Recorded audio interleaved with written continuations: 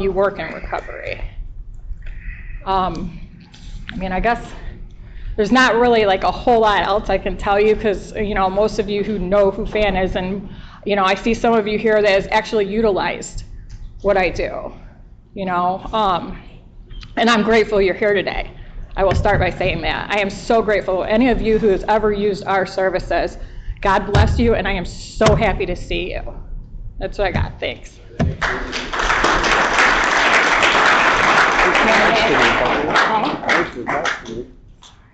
Okay, so next up, and you all know him very well too, is Eddie Barnwell. What's up? I'm Eddie. I'm an addict. Eddie. Working in recovery and not taking it home with us is that's something, right? For a long time, that's something I had a really hard time doing. I would say when I first started working in recovery, it was like what everybody on that pink cloud does is like they get clean and they go, fuck, I want to help people now.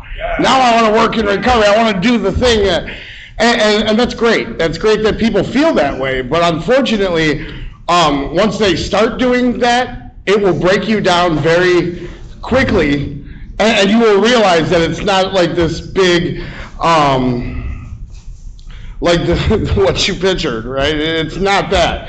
For the longest time, you know, I don't know what my intentions even were. You know, was it because I did so many shitty things in my life prior to getting clean that I felt like I needed to do this kind of like living amends or whatnot? And somewhat that still reigns true today, but a lot of time it was because people see me doing so bad for so long. Now look at me, right? There's a lot of fucking look at me's that work in recovery, unfortunately, right? That are in it with not the greatest of intentions. There are people out there that look at addicts like they're dollar signs. And I'm going to be real butt naked with this talk because it's something that really upsets me. And usually it's the higher ups in the companies, right? And I've worked for a lot of them. I've worked for a lot of different organizations, and they all have something really good to offer. But again, it's when you get up to the top there's a lot of jealousy. Not jealousy. It's a lot of politics is something. We were just talking about that. A lot of greed, right? Yeah. The second I start looking at an addict like they're a dollar sign is the second I walk away from working in recovery because I didn't get in it for that shit. That's just not something I'm interested in, and that's why I started the Michigan Recovery Movement. It wasn't because I couldn't go work somewhere else and do what I do now.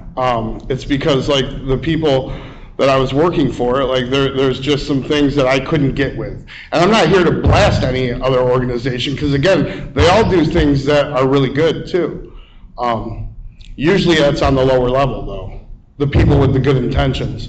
But as far as working in recovery, you know, I got my first recovery job like 5 years ago. And I'll say it right now, are there anybody from Eastwood here? Yeah, hell yeah. That was probably the greatest job I ever had. I loved working at Eastwood. The only problem is you can work at McDonald's and make a better living. And that's unfortunate. That's unfortunate with recovery also. Because like if you think like you're gonna come into recovery and make this fucking, you know, stellar living, doing something you're passionate about, it's just, you find a different job. Because that's not going to happen, right? You don't make a lot of money in recovery. Even at the higher end, like usually people are doing other shit also. So let me diffuse that rumor that there's money to be made in recovery because there's not much. But for me, it's, you know, my favorite thing about working in recovery is seeing these guys come seek our help and they're just broken and beaten down. And you know, by the time you send them off to treatment, they come back and they're just fucking winners, man. And like, there's nothing greater than that. So for me, it is absolutely a passion job. And there is nothing greater than seeing like the underdog win, right? That's something that I still get my rocks off on, like in a weird sort of speak. Sorry for using that expression, but that is what it is, right? I generally like to help people. I generally like to see people do well, you know. My friend Lindsay here, she works for another organization, but when I see her, when I talk to her, I root her on. My friend Benny over there works for another organization, but when I see him, I talk to him, I root him on, right? I gas my partners up, because like, this is another thing. Unfortunately, like, the higher ups with these companies look at people like their competition, right? What the fuck? There are too many sick people in the world for me to look at FAN, or me to look at CARE, or me to look at any other organization like they're my competition. In fact, I want to utilize them as my resource. In fact, I use Hope Not Handcuffs all the time. You know, my friend Lindsay right here, what a saint. I'll call her at 2:33 in the morning, and I go, look, we got a guy sick here, and he needs help now. We can't wait till the morning. And she wakes her ass up, and she gets on the phone, she helps me get people into treatment after hours. You know, we do that shit. And that's what this is all about, right? It's about helping. It's about really helping people. I don't know. I'm excited to see what happens in the near future with some endeavors I'm in today, right? Like, we just started again. We just started the Michigan Recovery Movement. Our big grand opening is next week, and I'm gonna plug that shit right now. And I hope you guys come out, because the difference between us and everybody else is this is all coming from my pockets, right? Eventually I would I just got my EIN, and I can apply for grants and do all that good stuff, but there will not be a dollar coming out of an addict's pocket to come to my building. That's just not something I'm interested in, because again, I don't look at addicts like they're dollar signs. I look at them like people, you know, and the reason I really work in recovery is because some people did that shit for me. That's the only reason, right? And I just so happen to belong to the greatest program in the world, Narcotics Anonymous. Yeah. And in my literature, it says the only way I can keep what I have is by giving that shit away, right? Not by making a ton of money off of you guys. That's just not what it's about to me. And it's upsetting. It fires me up that I know the truths about a lot of the other places. Now, as far as working in recovery, when you first start, like, again, you're on this pink cloud and you just want to help everybody and everything's great, and then you start working with people, right?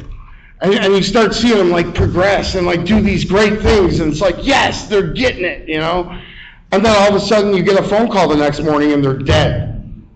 Or they relapsed, and now you can't find them. And there was a time I used to internalize that shit. Again, so what was my intentions at first, right?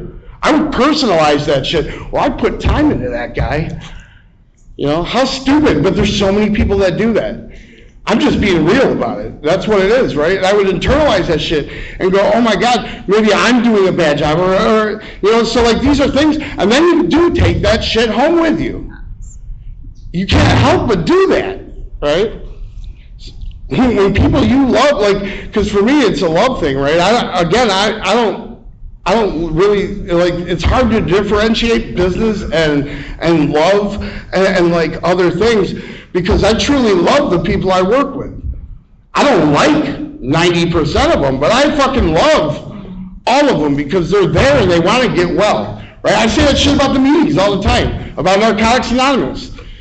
Everybody that's sitting in that chair, I love you because you're there. Whether you're there for stupid reasons, or whether you're there to get ass, or to have fun, or make it social hour, or whatever it is, I love you because you're actually here, and there's something in your brain saying, I need to be here, right? But do I like all of them? No, 90% of them, I don't really fucking like them. And that's okay, though. You know, you don't, there's no written rule that you got to like everybody that you work with, or that you're around, or whatever. But you show them love because, you know, shame on you if you don't.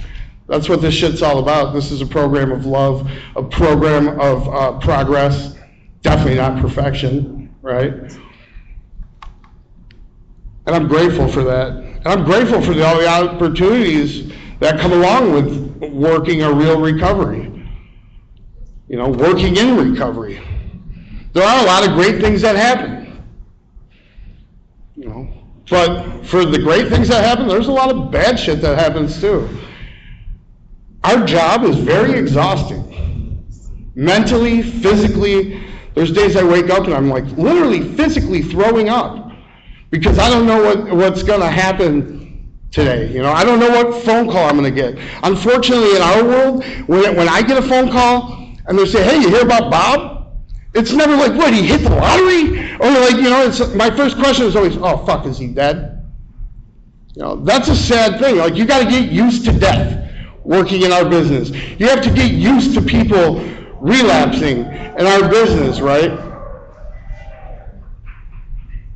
But that's a part of it, because for all of those stories, there's people who win too, and that's what it's all about. It is so cool to see. So there's some people I'm working with now, you know, and some people, like, you know, we send them off to rehab. I don't mind sponsoring them when they get back too. And like, there's guys I'm working steps with right now. I'll tell you a story about one of my buddies, one of my sponsees, I guess. He came. So I'm the chairperson at the Eastside Alano Club, also, and this guy came in, and he was heavily intoxicated on fentanyl and whatever else he was on. And this was not a little guy. He was a big boy, and he was stumbling around, and somebody came into the meeting and pulled me out, because I still attend my Narcotics Anonymous meetings every single day. You know, and the days I miss, I try to make up for it with 2 the next. But I still attend my meetings every day, because something you said, right? Working in recovery, and this is a huge misconception a lot of people get who work in recovery, and I've had people like Jeff and people like Steve, when I early on was working in recovery, they would say, "Hey dude, don't use that shit as your recovery." So many people do that, and I'm like, yeah, whatever. But I've seen that. I know people who have like some ample years clean who use their job as their recovery, who don't sit at tables, and that drives me crazy. All right? Do as I say, not as I do here in recovery. I'm not into that shit. I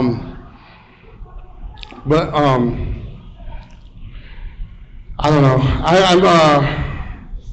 It's a stressful job. So like, for those of you who are new and who are gassed up about wanting to become a peer coach and wanting to do all these cool things, if you guys like chasing people who don't call you back and who fuck you over constantly, have fun, do it. You know, it takes a strong heart. But I will say this, like, with time, your skin gets a little thicker, and you stop becoming offended, and your intentions become a little more pure over time, right? You stop thinking about, like, you know, you don't think about people burning you per se, right? It's not about that. They're not burning you. That's just kind of the nature of the beast, right? Shit happens. We're human. And it's not something to personalize. But it's very hard. It's easier said than done, not personalizing your job. Even if you're a fucking construction worker, right? You put up a wall and that wall falls down, well, fuck. You know, you're going to internalize that. You're going to personalize that. It's the same thing in recovery. But you got to learn how not to do that. Because people are human. We're addicts. It's weird for us to do well, right? With our disease. It's not weird for us to fuck up. We're really good at, how many of us are really good at fucking up some shit, right? Yeah, I bet. But it's okay, you know. Comes along with the territory. And I'm grateful today that my fuck ups have been lessened, you know. I still fuck up all the time. I'm still human. I still have addict thinking. But what I don't do is I don't smoke crack today. I don't put nothing on it. You know, I help as many people as I can because that's what I've been taught in my program. And I've found a way to be able to do that on a much larger scale. And I'm grateful for that. You know, I don't know. I can go on and on about how great and how shitty working in recovery is. Not taking it home is hard. And there's still days I do it. You know, right now, like, I'm in the most hectic moment of my life. Like, after next Sunday, I'll be able to breathe a little more. But right now, like, it's scary. I've just put my entire life savings, because I haven't accepted donations yet. I haven't done everything that has gone into the Michigan recovery movement has come right out of my pocket. Because, like, I don't know, I want to do everything on the up and up, right? I don't want to become like some fucking, I don't know how to put it, right? Like, I don't want to become something that I already hate. I don't want to become people that I already fucking dislike a whole lot. So I'm going to do everything I can to keep it that way. You know, I have a strong board of directors. Everybody that's a part of that really cares. They're not there to be rich or to make money off of addicts, really. In fact, my board of directors aren't paid. So I'm grateful to have such a strong team.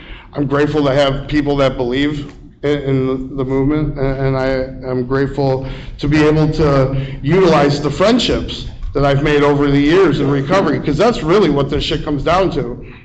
There's a lot of gaps in working in recovery. Like I said earlier, like, there's people who look at everybody like they're competition. I want to bridge those gaps. I want to make friends where there's awkwardness, right? Because that's important to me. I will continue to utilize Hope Not Handcuffs. I will continue to utilize CARE. They just opened up some crisis center thing. You know, how awesome is that? Macomb County has needed that for a long fucking time. Now we got somebody to take, I can take you somewhere at nighttime in Macomb County. Holy shit. That's not Harbor Light. And Harbor Light's great. You know, is it my favorite rehab in the world? No. But do they let you in at all hours of the night and when we really need them? Yeah. And that's something nobody else has stepped up and done yet until now. And I'm grateful for that. I'm grateful that I can utilize those friendships. I'm grateful that we can all work together. And that's the only way this shit works, is when everybody starts working together and it stops becoming a contest. And that's what I choose to do, as far as that goes. So yeah, it's hard not to take that shit home. You know, working in recovery is a double-edged sword. It's great helping people. It sucks when they die. It sucks when they fuck up, right? It sucks when they go to prison, you know, especially when they do that shit clean. But I'm grateful today. I'm grateful that I have the opportunity to, you know, to do what somebody did for me. That's the only reason I ever wanted to work in recovery. And I'll tell you one more quick story and I'm shutting the fuck up. When I went to Skywood in 2020, there was a kid who is now a doctor. His name is Taylor. And he was one of just like the techs or whatever you call it, one of the guys that facilitated group at Skywood. And normally a detox, you go in for 5 days, detox 21-day residential. I was in detox for almost 14 days. And they had me on heart monitors, and they had me on all the things. And after like shitting and pissing on myself for days and throwing up constantly and hating my life and like feeling the worst I've ever felt my entire fucking life, a feeling that I'll never, ever, ever, ever forget, I started going to group, and this guy, he taught 3 groups a week. And I was so fucking gassed up to go to his groups. Because this guy could have been like a televangelist for recovery. He was so animated and just so big, and like it was exactly what I needed at that moment. And I truly feel like the only reason I ever started working in recovery is because I wanted to do for some people what that guy did for me. And again, that just goes back to my literature. The only way that we could keep what we have is by giving that shit away. And I'll do that till the day I die. That's all I got, guys. Thank you.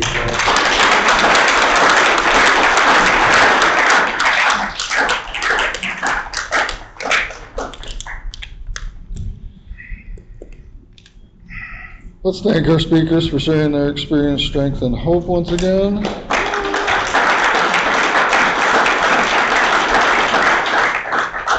And we'll end this meeting with a moment of silence for the addict who still suffers, followed by the we version of the Serenity Prayer. God, grant us the serenity to accept the things we cannot change, the courage to change the things we can, and the wisdom to know the difference just for today.